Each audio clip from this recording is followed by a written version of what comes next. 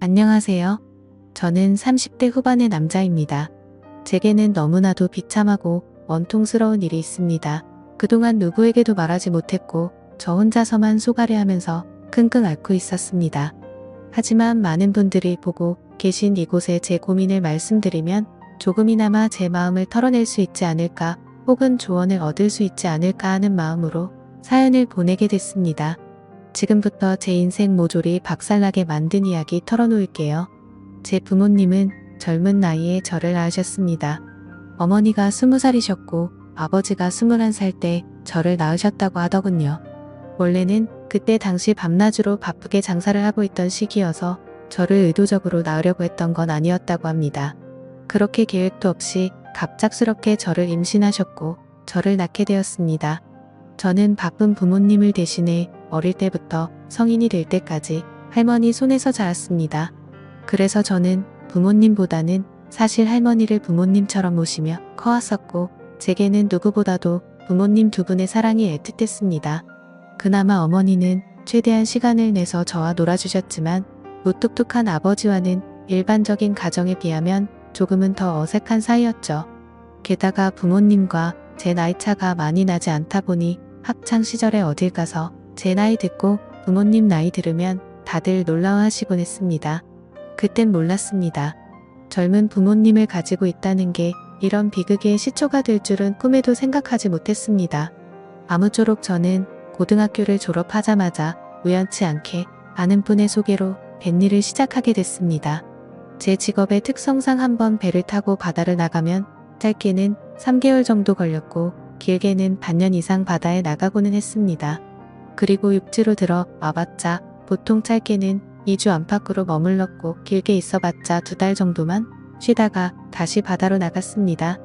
이러한 부분들이 조금은 힘들 때도 있었지만 사람은 익숙함이 무섭다더니 계속해서 하다 보니 힘든 것도 잘 모르겠더라고요. 그렇게 남들과는 다른 생활을 극복하면서 지내다 보니 어느새 제가 타는 배 안에서의 직급도 차츰 올라갔고 연봉도 대기업 연봉 부럽지 않게 벌어서 만족하고 있었습니다. 내성적인 성격이었기에 가끔씩 육지로 내려와도 연애할 생각도 크게 나지 않았고, 긍정적으로 생각하려다 보니 제 나이대 친구들보다 돈을 훨씬 많이 버니까 그게 마냥 좋았죠. 아무쪼록 월세를 내면서 살 바에는 돈을 꼬박꼬박 모으자고 생각해서 적금을 넣었고, 나머지 남는 돈은 부모님께서 사시는데 보태어 쓰시라고 용돈을 보내드렸습니다. 그렇게 시간이 흘러가다 보니 제 나이도 어느덧 20대 중반이 되었습니다. 처음에는 일도 힘들고 생활에 익숙하지 않았던 터라 여자 생각은 전혀 나지 않았는데, 일은 눈 감고도 할 정도로 익숙해져 갖고 모아놓은 돈만 많이 쌓여가다 보니 그때부터는 많이 외로워지더라고요. 그래서 저는 친구를 통해 소개팅 좀 시켜달라고 하게 됐습니다. 그렇게 육지로 들어올 때마다 소개팅을 받았죠. 근데 항상 문제가 되는 건 다름 아닌 제 직업이었습니다. 항상 데이트를 즐겁게 하다가도 제가 일하는 방식을 들으면 하나같이 여자들은 기겁을 하더라고요.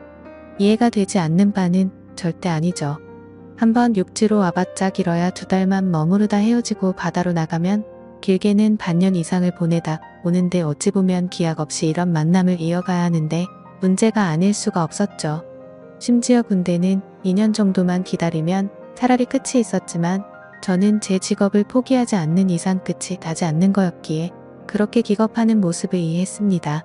그렇게 저는 매번 소개팅에 실패를 하다 보니 아버지께서 보다 못했는지 갑자기 제게 소개를 받아보겠냐고 하시더라고요.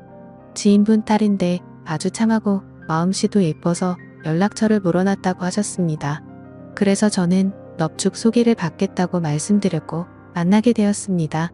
처음 만난 그 여자는 아버지의 말대로 외모도 참했고 성격도 좋았기에 저는 첫눈에 반하고 말았습니다. 그래서 기존에 소개받던 여자들과는 달리 이 여자와는 꼭 연애를 하고 싶다란 생각이 컸었죠. 그래서 무식하고 이상해 보이건 알았지만 제 통장부터 깠습니다. 저는 직업이 남들과는 달라서 제약이 있는 부분도 있지만 나중에 제 가족 다 먹여 살리고 싶어서 이렇게 열심히 일하고 있다고 했습니다. 그러자 그 여성분은 갑자기 웃으시더라고요.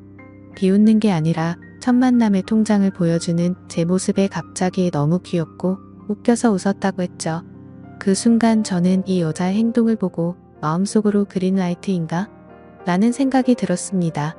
그래서 저는 더 침착하고 조심스럽게 말했습니다. 제가 바다로 나가고 육지에 머무르는 그런 기간들에 대한 얘기부터 시작해서 이것저것 많은 대화들을 나누었습니다. 그리고 제 진심을 알아줬는지 저희는 교제를 시작하게 되었습니다. 남들과는 너무 다른 교제 방식에 미안하기도 했지만 다른 사람에게 참아 보낼 수가 없었습니다. 많이 이기적인 걸 알았기에 제 모든 진심을 다해서 아껴주고 사랑해줬습니다. 그래서 아내와 1년 정도 사귀었을 무렵 저는 아내에게 프러포즈를 하게 됐습니다. 못난 저 때문에 이렇게 제약적인 만남을 해주는 것도 미안한데 고생하는 모습 보고 싶지 않다고 했습니다. 처가댁은 저희 집과 마찬가지로 돈이 많거나 그런 건 아니었습니다. 평범하게 직장 생활을 하고 계신 장인어른과 가정주부로 살아오신 장모님이셨죠.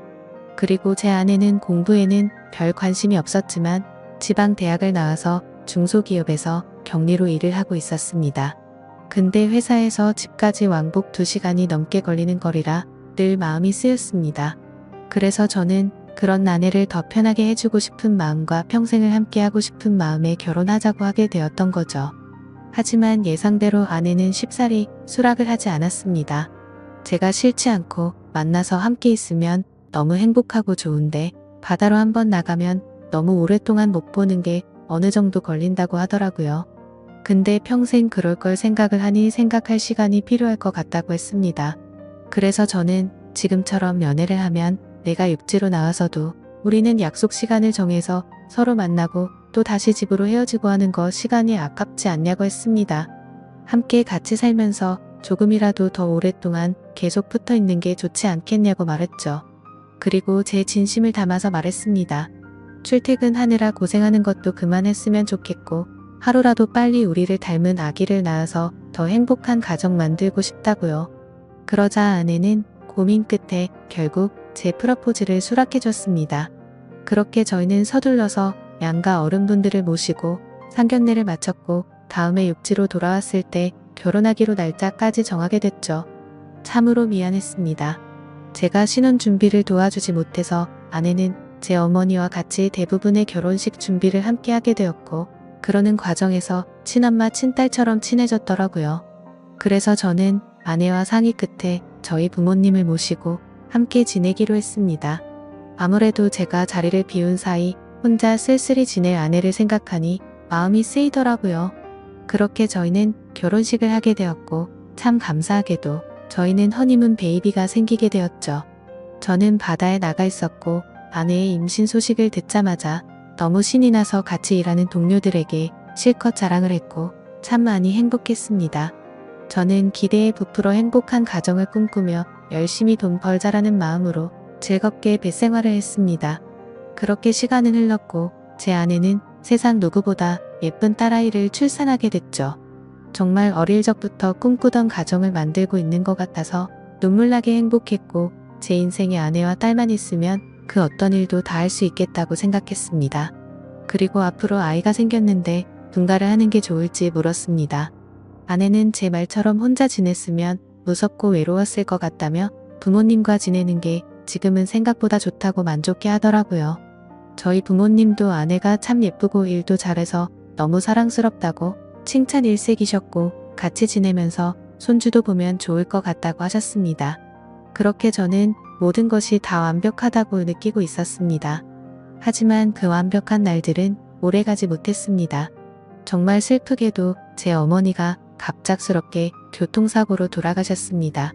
길을 가다가 급히 무단횡단을 하시다가 달려오던 차에 치여서 세상을 떠나시게 된 거죠. 그때는 어머니를 잃은 슬픔에 잠겨 다른 생각들은 전혀 할 수가 없었습니다. 그로 인해서 앞으로 벌어질 비참한 비극은 생각조차 못했습니다. 어머니를 잃은 슬픔에 잠시 일을 쉬었고 저는 다시 저희 가정을 먹여 살리기 위해 다시 배를 타기 시작했습니다. 그래서 그날부터 저희 집에는 제 아버지와 아내 그리고 딸아이만 있었죠. 어머니를 잃게 됐지만 아버지는 생각보다 괜찮으셨고 제 아내는 우울 증세가 올 정도로 많이 슬퍼했습니다. 친엄마처럼 따르고 지냈었기에 정말 많이 힘들어 하더라고요. 그래서 저는 아내가 걱정되어서 시간이 날 때마다 연락을 했고 아내는 걱정 말라며 괜찮게 지낸다며 시아버지 또한 잘 지내고 있다고 하더군요. 그런 모습에 저는 점점 아내의 우울 증세가 나아지고 있구나 하고 안심을 했습니다. 그렇게 제 어머니가 떠나가신 지 1년이란 시간이 지났습니다. 제가 다시 바다로 떠난 지 얼마 안 되어서 아내는 임신을 했다고 연락이 왔습니다. 그때도 첫 아이를 가졌을 때처럼 저는 정말 미친 듯이 기뻤습니다. 하늘나라로 가신 어머니가 저희 슬프게 지내지 말라고 선물로 아이를 보내줬다고 생각했습니다. 그날은 어머니 생각이 더 많이 나서 눈물로 밤을 지새웠던 것 같아요. 시간이 또 빠르게 흘러갔고 제 아내는 둘째로 사내 아이를 출산하게 됐습니다. 저는 제 어깨가 더 무거워졌지만 행복했습니다. 사랑하는 아내와 제 2명의 자식들을 위해선 못할 게 없었으니깐요. 이 세 사람을 제 인생의 축복이라고 생각하고 사명감을 갖고 더욱 열심히 살았습니다. 그런데 뭔가 이상한 점이 분명히 있었습니다. 제가 한 번씩 육지에 머무를 때를 생각해보면 아버지는 둘째 아들을 유독 좋아하셨습니다. 첫째 손녀를 낳았을 때는 보여주신 적 없던 모습들을 종종 보여주셔서 뭔가 이상했죠. 손녀 때는 그냥 좀 시큰둥하시던 분이 둘째는 너무 사랑스럽게 대하시기에 저는 단순히 딸이 아니라 사내 아이라서 저렇게 좋아하시는 건가라고 생각했었습니다. 그러던 어느 날 제 인생에서 가장 비참하고 충격적인 순간의 날이었습니다. 날씨가 좋지 않은 바람에 저희는 예정보다 일찍 하선을 하게 되었습니다. 그래서 깜짝 놀래켜주고 싶은 마음에 미리 연락 없이 즐거운 마음으로 집으로 향했죠. 그때 시간은 한창 아이들이 유치원에 가 있을 시간이었습니다. 저는 저를 보고 반가워할 아내를 상상하며 현관문 비밀번호를 누르고 들어갔습니다. 그런데 뭔가 느낌이 쎄하더군요. 문을 열자마자 아내가 반가워하면서 뛰쳐나올 거라 생각했는데 아무 말도 없이 안방에서 조용한 인기척만 들리더군요. 설마 아내가 딴 남자와 불륜짓을 하는 건가라는 생각에 극도로 심장이 쿵쾅거렸습니다. 불길한 예감을 안고 그대로 신발도 벗지 않고 달려들어가서 안방문을 벌컥 열었습니다. 아니다 다를까. 불길한 제 예감은 적중했고 제 예상대로 아내는 바람을 피우고 있었습니다. 근데 더 충격적인 건 진짜 상상조차 못한 현장을 목격했기 때문이죠. 저는 아내가 바람을 피워서 다른 남자를 집안에 끌어들였구나 생각만 했지 제 아내와 함께 있었던 상대가 제 아버지일 거라고는 감히 상상조차 하지 못했습니다. 안방문을 여니 아버지와 아내는 다급하게 옷을 입고 있었고 저와 눈이 마주쳤는데 저는 정말 어떤 심정이 들었을까요? 너무 충격을 받은 저는 그 자리에서 주저앉았습니다. 생전 처음 알았습니다. 사람이 얼마나 충격을 받으면 주저앉는지를 말이죠. 멍하니 넋없이 아무 말도 못하고 있었습니다. 조금 뒤에 아버지라는 가면을 쓴 그 인간은 아무 말도 안 하고 도망치듯이 집 밖으로 나가버리더군요. 그리고 제 아내는 옆으로 다가와서 미안하다며 한 번만 용서해달라고 빌고 있는데 그때 기분은 너무 불쾌해서 목소리조차 듣기가 싫더라고요. 제 옆에서 울면서 아내는 제게 말했습니다. 시어머니가 돌아가시고 너무 우울해서 매일같이 너무 슬펐다고. 근데 제가 옆에 없으니까 병원까지 다닐 정도로 심해졌답니다. 그렇게 외로움이 극에 달했을 때 아내는 시아버지와 매일같이 술을 마시게 됐고 어느덧 술 기운에 자신도 모르게 실수를 하게 되었고 그 이후로는 누가 먼저라고 할 것도 없이 자연스럽게 이런 관계가 됐다고 했습니다. 당연히 이런 말도 안 되는 상황이 잘못된 건 알고 있었고 잘못된 상황을 바로 고쳐보려고 노력을 해봤었답니다. 하지만 아무리 노력해봐도 이미 엎질러진 물은 수습이 되지 않았다네요. 그래서 아내에게 언제부터 이런 짓거리를 했냐고 물었습니다. 시어머니 돌아가시고 6개월 정도 지나서부터였다고 하더군요. 정말 피가 거꾸로 솟는 듯한 기분이 들었고 그 말을 듣자마자 순간적으로 불안한 생각이 스쳐 지나갔습니다. 왜냐하면 아버지가 둘째 아들만을 유독 특별하게 아끼던 모습들이 떠올랐기 때문이죠. 저는 앞뒤 가릴 거 없이 직설적으로 물었습니다. 둘째 아들이 내 아이 맞냐고 하니까 아내는 아무 말도 없이 고개를 숙이고 있더라고요. 제가 빨리 대답하라고 소리 지르니까 아내는 미안하다며 울기만 하더라고요.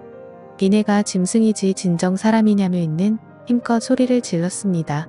현관문이 열려 있어서 동네 사람들이 수근대면서 쳐다보고 지나가는데 그딴 건 전혀 눈에 들어오지도 않더군요. 저는 그 자리에 더 있다가는 정말 크게 사고를 칠 것 같아서 일단 집 밖으로 뛰쳐나갔습니다. 어떻게 이런 일이 실제로 일어날 수가 있나 생각했고 그 충격은 절대로 쉽게 헤어나올 수가 없더군요. 그래서 며칠 동안 정신을 잃어서 쓰러질 때까지 술을 마시고 모든 연락을 끊고 있었습니다. 그 힘든 와중에도 어떻게 해야 하나 현실적인 생각들을 하게 되더라고요. 이혼을 한다고 하더라도 제가 현실적으로 아이를 혼자 키울 수도 없는 상태였고 그렇다고 배운 게 이것밖인데 지금 하고 있는 직장을 그만둘 수도 없지 않나 생각했습니다. 게다가 제 아내가 몰래 만나던 남자가 무려 제 친아버지입니다. 사실 지금도 아버지라고 적지만 그런 관계라는 게 역겨울 뿐입니다. 아무튼 아버지라는 그 인간은 그날 집 밖으로 나가고 주랭랑을 쳤는지 지금 이 글을 쓰는 순간까지 그날 이후로는 단 한 번도 보지 못했죠. 결국에 며칠 동안 정신없는 시간을 보내다가 역겨운 마음에 차마 돌아가기 싫었지만 현실적인 문제들을 안고 집으로 들어갔습니다. 저를 보자마자 아내는 순식간에 달려와서 제게 무릎을 꿇고 빌었습니다. 제발 한 번만 용서해달라며 시아버지와 그러한 사실들이 동네방네 밝혀지면 자신은 도저히 살아갈 자신이 없다고 하더군요. 두 번 다시 이런 일 없을 테니까 용서해달라고 빌었고 현실적으로 제가 어떻게 할 방법이 없으니 일단 당장은 그냥 대충 알겠다고 말했습니다. 사실 그날 이후로 말도 잘 섞지 않았습니다. 말만 용서를 한다고 한 거지 어떻게 용서가 될까요? 아무튼 이제는 제 아들인지 알았던 그 아이는 아들인지 형제인지 알 수가 없는 말도 안 되는 개족보가 되었습니다. 하지만 아무리 괜찮은 척 해가면서 억지로 테이프질을 한다고 이게 메워질까요? 그날 이후 저는 심각할 정도로 일처증이 걸린 것 같았습니다. 하루라도 아내와 연락이 안 되면 극도로 불안해지고 초조해져서 미쳐버릴 것 같더라고요. 그때부터는 제 생활은 엉망진창이 되었고 일상이 파괴되다시피 했습니다. 배를 타고 나가서도 일도 손에 안 잡히고 그때의 역겨운 상상들이 떠오르고 도저히 버틸 수가 없겠더라고요. 결국 끝내 저는 정신과까지 다니면서 약을 먹고 치료를 받았죠. 병명은 공황장애와 폐쇄공포증까지 겹쳐서 생겼다고 하더라고요. 그래서 저는 그날 이후 제가 애착심을 갖고 일하던 뱃일을 그만둘 수밖에 없었습니다. 그렇게 결국 뱃일을 그만두고 먹고는 살아야 했기에 관련 업종의 직업에 취직했고 예전과는 비교도 안 되는 부족한 월급을 받으면서 집으로 들어가 살게 되었습니다. 하지만 지금 생각해보면 제 스스로도 이상하다고 느낄 만큼이나 정신적인 압박감이 심했던 것 같습니다. 아내와는 하루가 멀다 하고 매일 같이 싸우기 바빴습니다. 그리고 제정신을 유지하는 게 싫어서 퇴근하면 항상 술을 취할 때까지 마셔댔죠. 그런 관계를 지속해오다 보니 결국 아내도 참고 참다가 결국 이혼을 하게 되었습니다. 아이들은 아내가 데리고 살기로 했고 저는 너무 괘씸한 아내에게 양육비는 1년치만 주겠다고 했더니 아내는 아무 말도 하지를 못하더군요. 그렇게 저희는 이혼을 하게 되었고 벌써 2년이라는 시간이 지났습니다. 한때는 아버지였던 그 인간은 혹시나 아내한테 찾아가는 거 아닌가 싶어 몰래 아내를 뒤따라 다녀보기도 했지만 그런 건 아닌 것 같았습니다. 이제는 그 인간이 죽었다고 하더라도 전혀 슬플 것 같지도 않고 평생 보고 싶은 생각이 단 1%도 없습니다. 요즘에는 알고 보니 제 아내였던 사람은 아이들 키우느라 일을 하는데 형편이 너무 어려워서 말이 아니라고 하더군요. 지금은 시간이 지나가다 보니 조금은 신경은 쓰이기도 하고 이렇게 제가 행복하게 생각했던 가정이 무참히 끝나버리는 게 맞나 싶기도 합니다. 근데 그런 생각이 들면서도 제 아버지란 인간과 함께 했었던 아내를 죽을 때까지 잊을 수가 없을 텐데 섣불리 판단하는 게 절대로 안 되네요. 여러분들이라면 어떻게 하실 것 같나요?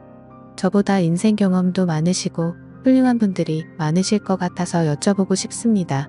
댓글로 생각을 남겨주시면 제가 어떻게 결정할지 큰 도움이 될 것 같습니다. 감사합니다.